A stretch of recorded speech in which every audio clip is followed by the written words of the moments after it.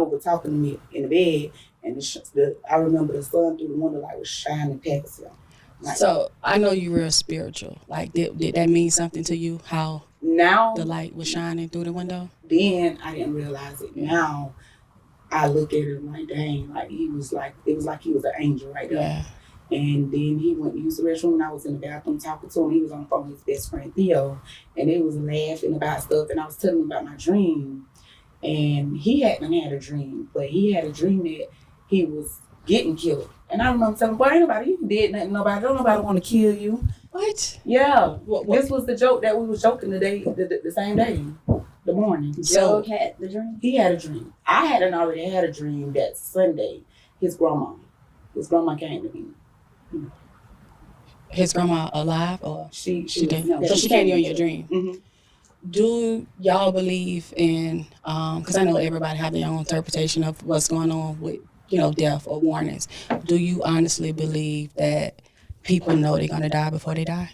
I don't think people know, but I think certain things. I don't think he even knew that he didn't know that he was gonna die. So I don't believe that they know, but it's just the way that God works and the universe works. After the fact, we realized, dang, that was a sign. Yeah. Dang, all the signs was right there. We had so many signs that day. Wow. So he left the house, or both of y'all left the house? No, I was home. He left the house to go get his sister because their lights were still off, his little sister. Because of the hurricane? Mm-hmm. Okay. So he left the house to go get her.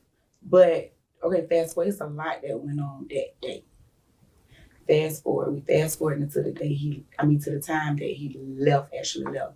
So me and one of his friends' wife went to the grocery store. And we left her husband, which was his friend, and Jill behind. And we went to the grocery store. Now, mind you, he never knew that I was doing gravy out the jar. Like, yeah. I went to look for gravy in the jar, but I went to several grocery stores. So when I got back, he was like, "What took you so long?" And I'm like, I couldn't, but he didn't know that I was doing the gravy. He thought you was making homemade gravy. Yeah. So you was trying to pull one over. Yeah. I hadn't been doing it for a long time. So I went to find this gravy, but I put my little touches to it. It wasn't like I was just pouring the gravy in. You just probably add a little bit of seasoning salt and garlic sauce. And picking it up a little bit. But we came back. We came back. I was cooking smothered burgers, his favorite meal, and it was one of his favorite meals, and mashed potatoes. So we came back. I remember him asking what took us so long or whatever. But he ended up leaving his friend behind and a wife. So I went in there, was prepping the burgers. I was prepping, seasoning the burgers, and they ended up leaving. The friend left first, and then she ended up leaving. So I hadn't got a feeling. No, I'm a rewind. I gotta go back. Wait, is the friend Theo who you say he? No, okay. His best friend. Okay, I gotta go back because I gotta go back to when I was getting on his nerves when he was leaving the house, and I'm like, "Where you finna go at?" Like, cause I had a feeling. Yeah. I even told him. I was like, "Where you finna?" I followed him all the way to the car. Sat in the car. I'm like, "Where you finna go?" I looked at the time. It was 7:00, and I'm like, "It's 7:00. Where you finna go?" He said, "I'm finna go get a car wash." And I'm like, "Go get a car wash or whatever." And he was like, "Yeah." So I was like, "I'm getting this feeling." And he was like, I ain't doing nothing. And I had the Cleo braids to the back. Like 4 Cleo braids that I did to the back. And he was like, "I got a beautiful ass wife." And I was like, "You just trying to throw me off." I know. Yeah. Like that. So then that's when he pulled off. He normally stop in the neighborhood and play with the kids. The kids was outside. He normally stop and say something to the kids that's in the neighborhood, but he just kept going. This particular day, he kept going. And I seen him make a right. So I called his phone. I'm like, "Why you turned that way?" And he's like, "I'm finna block you. I'm trying to listen to this." And I'm like, "Bitch, you motherfucking block."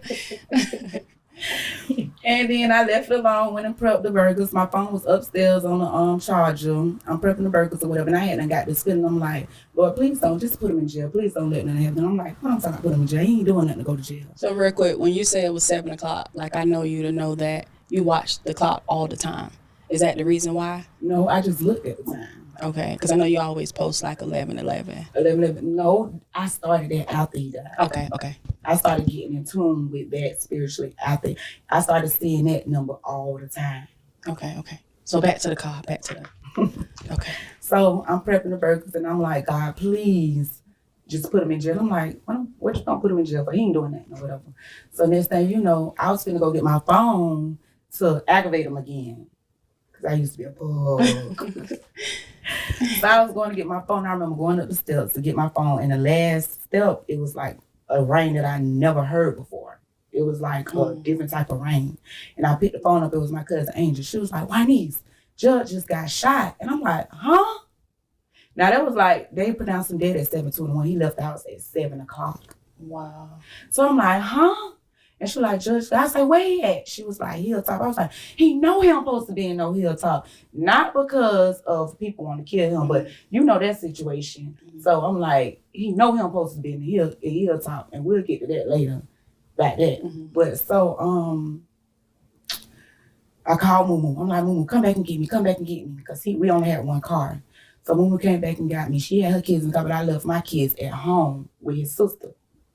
Because he hadn't already went and got his sister and all that. So I left my kids home and I left. She ended up calling her mama because she said she heard that he got shot. But the kids started playing, so they didn't know. Okay. So on the way to the scene, I remember we went like the back way, got off on Preacher, and I'm kicking the thing. I'm on the phone. By this time, everybody calling my phone. I'm not answering the phone for nobody. I answer the phone for one person, which is my cousin Quana, God bless the dead. And she was like, "Juanice, get here.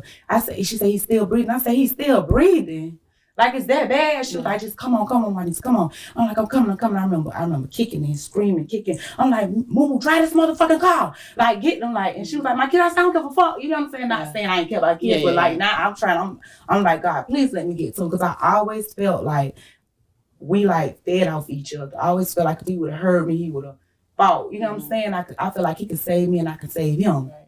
So on the way there, I'm screaming at her like, drive. So she's trying to drive. I remember she wasn't getting there fast enough. I jumped out the car at the light of 45th and the Hilltop light by Gates. I ended up jumping out the car. I ain't have on no shoes, and I remember running. I'm running past this elementary school. It was so many lights and so many people out there. I'm running. As I'm running, I'm talking. I'm like, God, please, God, please. No, I'm running. I got to the front of the gate. Quana grabbed me. She was like, I'm gonna take you to him. We ran so fast, and I never knew Hilltop was so deep. Like, and we running. And I remember it was like everything started going slow motion.